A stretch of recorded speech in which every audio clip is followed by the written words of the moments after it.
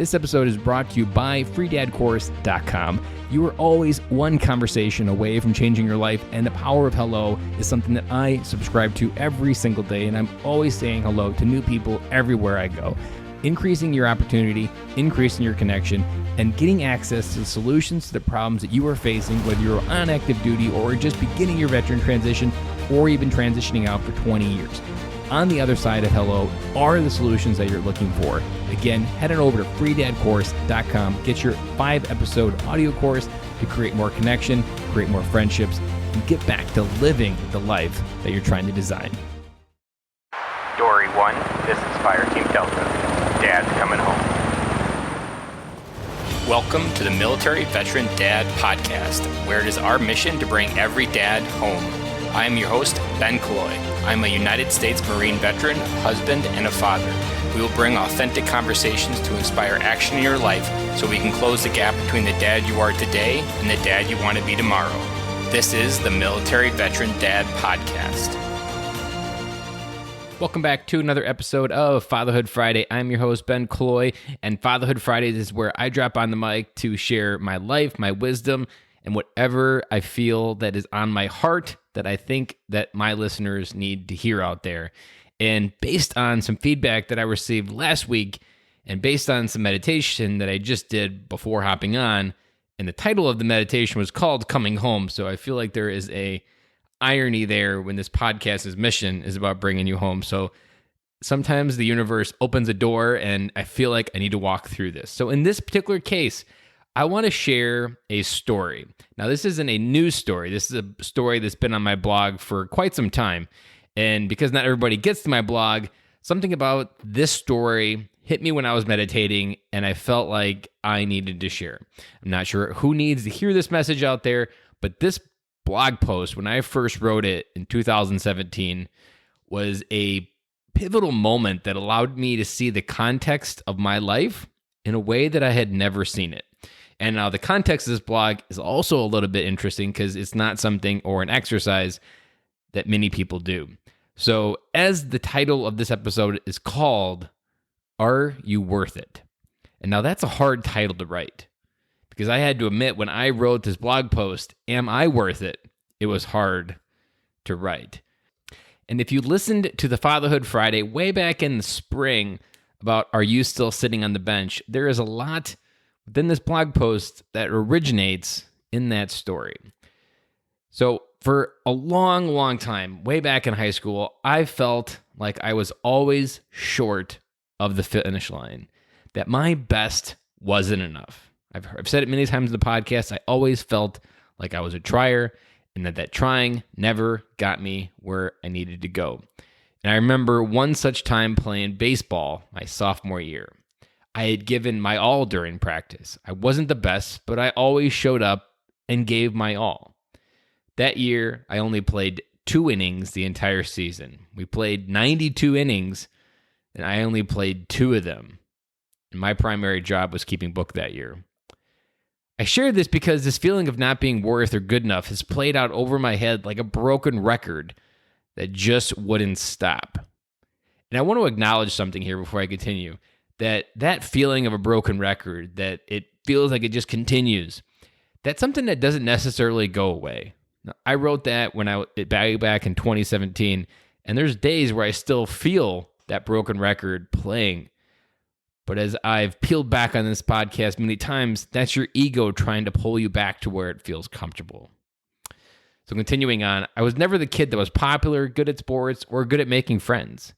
I don't share this to collect pity. I share it so that I can take this opportunity to remind each of you that we are worth it and that life doesn't happen to us, it happens for us.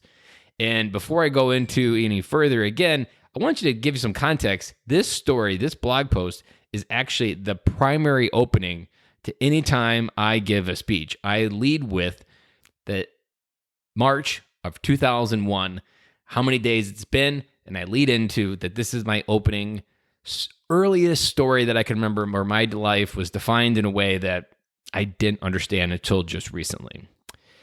So what transpires here is a letter that I wrote to myself in the context of a close friend who wanted to remind me of how much he appreciated our friendship. So imagine a close friend in your life. You haven't had conversations with in a long time, but he knows you intimately, and he sent you a letter one day reminding you why you're one of the best friends that he's had in his life.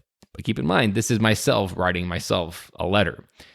Dear Ben, I'm not sure if it can be stated how much having you in my life has meant. I know when we talk, it has sounded like you're going through some tough times. But know that even when you doubt yourself or think that you're showing up is half the battle, and more than some friends do. Even when weeks go by or months without seeing each other, and when we've been together, it's just like we talked yesterday. We pick up right where we left off. I overheard you asking yourself the other day if you thought you were worth it. Hearing you ask that question was a hard thing to process. When I think of you as one of the worthiest individuals in my life who deserves to be happy. When you think about your effort compared to the result, you forget that effort is 98% of the journey. The destination is meaningless as long as you are growing along that journey. Your courage, openness, kindness, honesty, and most importantly, wisdom is what I admired most about you. Your example in my life has been the lighthouse that keeps me heading in the right direction. Even in a room full of darkness, you can be the light, the humor, and point the way all at the same time. You offer an example in my life to follow, and any man would be grateful to be able to call you a friend. I know growing up with you that you didn't always have the confidence of others or the mental strength, and you think that somehow that is holding you back. But your events weren't meant to stop you on your path. They were made to propel you. I know men who wish they had the adversity of your life to ground them and let them see the world through a different set of eyes. Even on my worst days, your kindness to reach out, help a friend, and not expect anything in return isn't something that happened because of your genetics. It was because you were there when no one reached out to you. In your past, people pulled you down so that later in life, you would be ready to lift people up. You always talk about your passion for leadership and your desire to master its principles. Your desire isn't by accident either. Leaders, by their nature, inspire action, purpose, and drive. You might not be a naturally born leader, but you are a leader forged in the fire of life. No one sees the potential in people as you do, and your ability to pick people up even when they might not be able to see it in themselves is something that I admire about you. You might not see it yet, but even your Marine Corps career was you rising to the challenge put in front of you. To rise from the ashes of the past, push through the moment, and discover the future your life is ready for you. You once told me you were afraid that no one would show up at your funeral and say nice things. This belief is rooted in your doubt and self-worth. It's my opinion the seeds of your life will be filled with fruit from the trees that people won't be able to say enough nice things. A friend told me a great quote the other day, that legacy is planting seeds in a garden you never get to see grow. Remember this when you doubt the results of your effort. Disconnect from the result and know finishing first is never as important as showing up and doing your best. I was playing a game with my 5-year-old daughter the other day, and it reminded me of a lesson that seems to fit what you might need to hear. She was upset that she wasn't winning, like most kids. I reminded her that the real winners are the ones who show up and give their best. On your darkest days, remember, the effort is what counts, not the result. I hope this letter has helped you refocus on your growth and ground yourself in the belief that your friendship is something worth more to me than all the money in the world. Lifetime champion, Ben.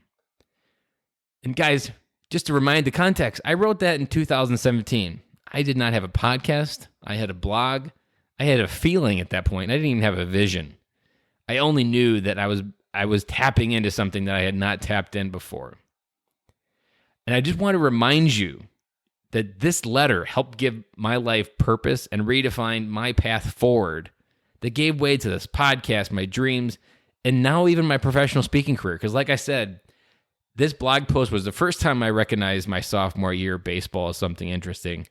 And then again, when I did the Fatherhood Friday on it this year, I dove into it even deeper about how I still was living my life on the bench because everybody else gets to have what they have in life, and I just get to sit on the bench.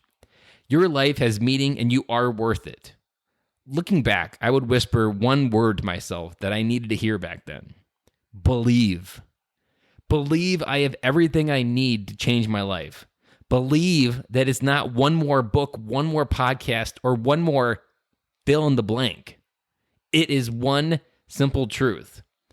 I didn't believe I was capable of it. Believe you are capable of so much more as a man, a husband, and a father.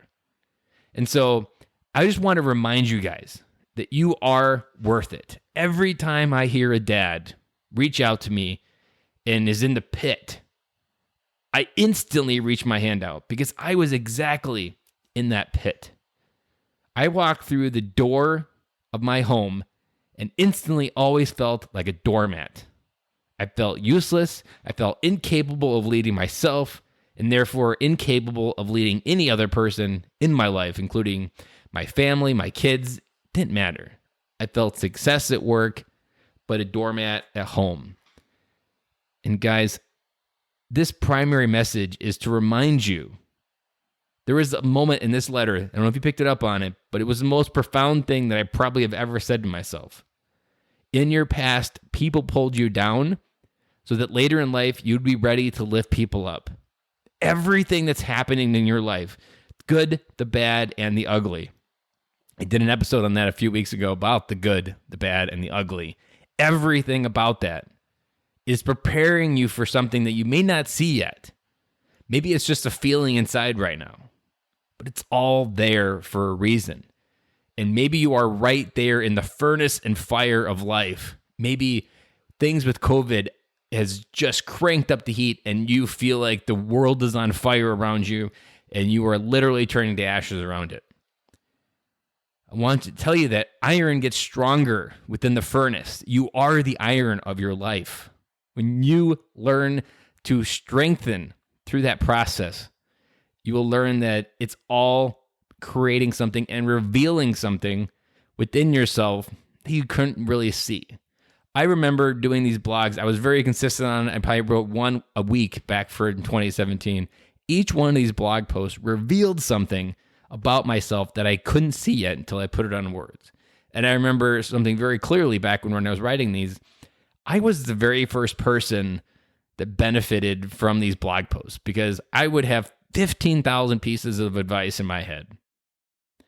And when I wrote it, only one version would come out. And this is the crazy part. Every time I wrote it, it was always the version that my heart needed to hear. It wasn't all the stories in my head. What I wrote was exactly what my heart needed to feel. And that's a lesson that many dads don't embrace, that if we are struggling to feel what we need to feel, putting it in words can be a very good way for your heart to finally feel some of the things that it needs to feel in life. There is so much life out there waiting for you. I was recording an episode today with a Navy SEAL that'll be coming out in the next couple of weeks, and it reminded me of a moment that I got from watching NCIS through COVID most of this time. And there's a moment where he says, one man's story is another man's door.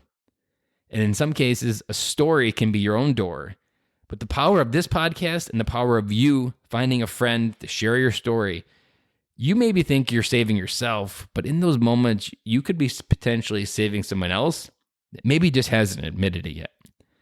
So to wrap it up, I want to remind you guys, you are freaking worth it.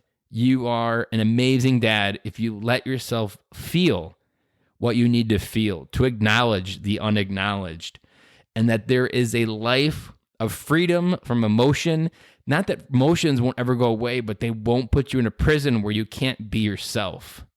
If you really want to understand what you were put on this earth for, you need to acknowledge that you are worth it.